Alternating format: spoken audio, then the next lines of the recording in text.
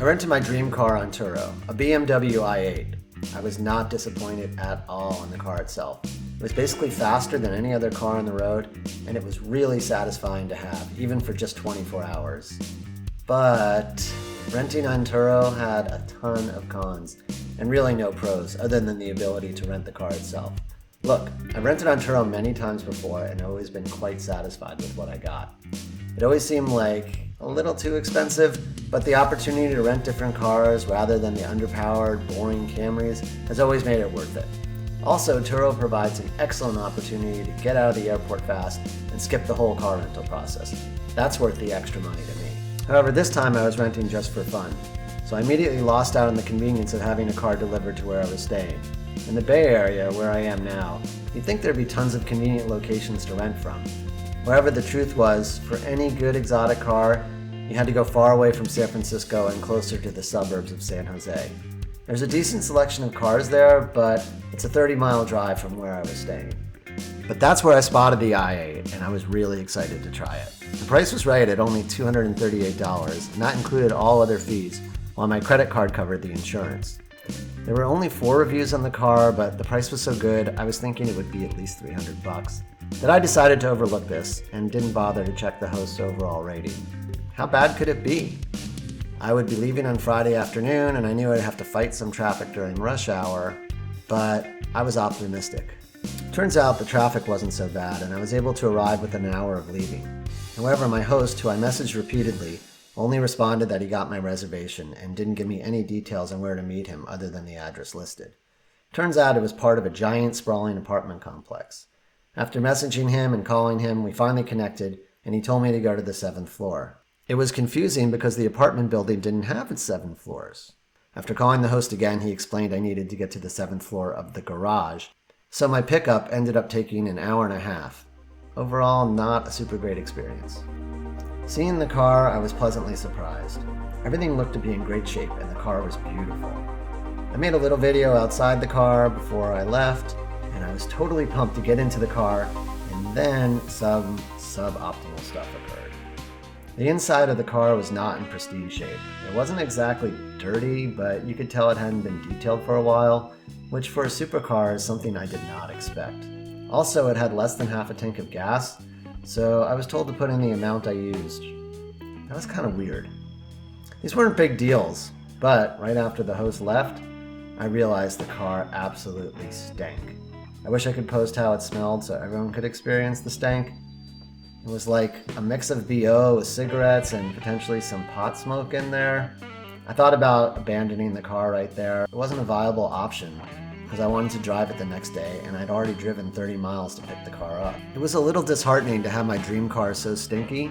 I was trying to figure out how to document the smell, but quickly realized no matter what kind of iPhone you have, there's really no way to do this. So I decided to get an air freshener and found a gas station that sold them. I purchased a black ice scent. Of course, then I had to drive another 30 miles home, but at least I got to drive the cool car. I left the windows open along with the air freshener in there, and by the next morning, the car smelled mostly like air freshener. Again, if it wasn't for the fact that this was my dream car and I needed it that day, I would have said, forget it. The actual drive home was okay, but being in the Bay Area in California, I really didn't get to push the car at all because of traffic.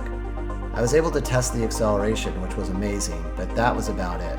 It's possible I got up over 100 miles per hour for a brief moment, but you can't do that safely for any prolonged period on the highways here. The next day I drove the car to Sacramento with my son, who's 19 years old.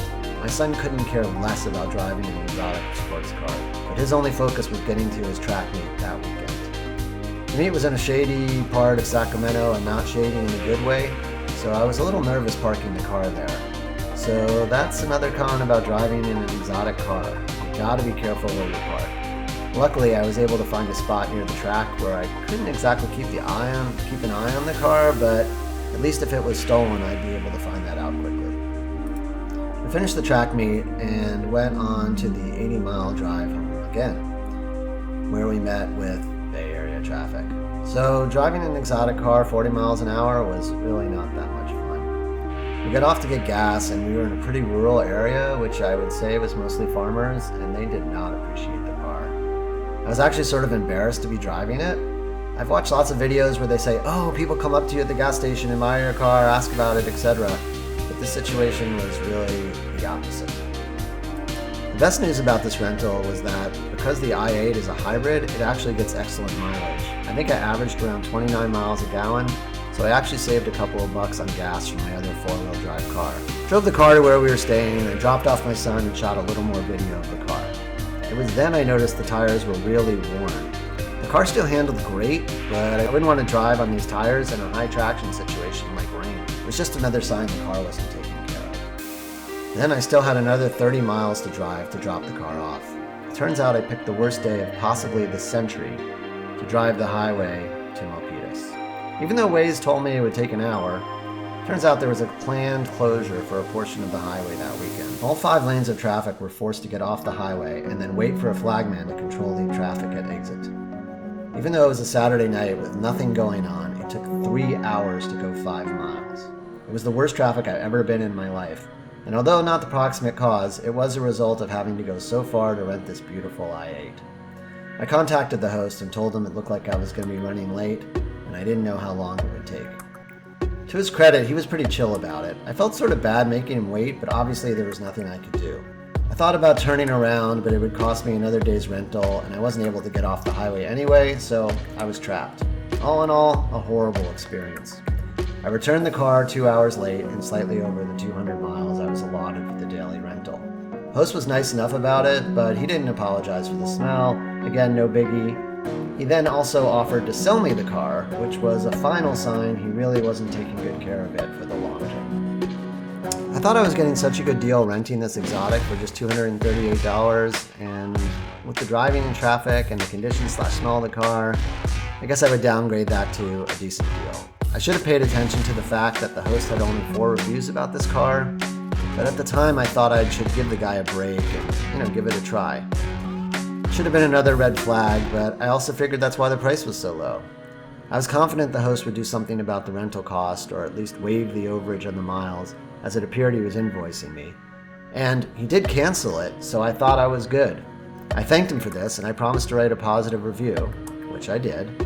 And after I wrote the review, he charged me $70.39 without explanation. Turns out the charge was for $31.80 for excess miles and $36.54 for gas. I messaged him that I put in the amount of gas that I actually did use in the car, and he essentially answered that he waived the late fee already and he wasn't able to credit me for the gas since Turo already charged it. After all of this, I went and checked his host rating. He got 4.92 stars, which Turo displays at 5. So checking it first actually would not have helped. So was renting an exotic on Turo worth it? I don't know. I guess for me it was. I mean, this was purely a one-shot deal. I definitely wouldn't do this every week. I did get hit with a lot of bad luck with the traffic, and I got the car after the foul-smelling smoker. But I always wanted to drive an exotic like this, and in particular the i8. So I checked the bucket list for this one, and I guess it cost over $300 and included a lot of hassle.